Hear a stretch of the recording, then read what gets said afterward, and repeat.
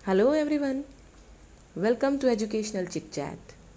Hindi student अच्छी तरह जानते हैं कि एग्ज़ाम पॉइंट ऑफ व्यू से एक अच्छी जीवनी, एक अच्छा जीवन परिचय लिखना कितना इम्पॉर्टेंट है।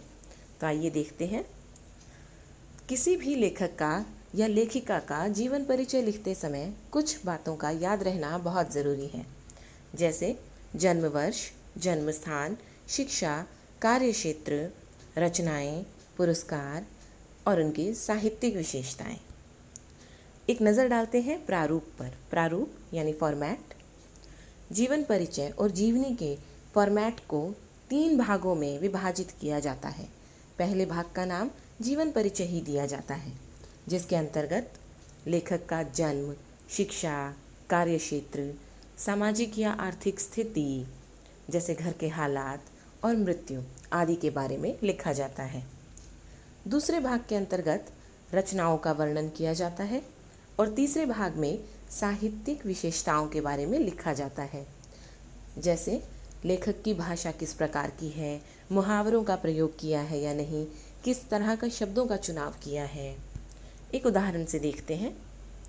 जयशंकर प्रसाद। पहला भाग जीवन परिचय, जिसके अंतर्गत लिखा गया लेखक का जन्म स्थान, जन्म वर्ष, शिक्षा कहाँ तक ली, उनके बारे में थोड़ी सी जानकारी देकर अंत में उनकी मृत्यु के बारे में बताया गया। दूसरे भाग में रचनाएं। रचनाओं को आप एक साथ भी लिख सकते हैं या अलग अलग भागों में विभाजित करके, जैसे निबंध, उपन्यास, कहानी संग्रह, जैसा कि आपके सामने दिया गया है।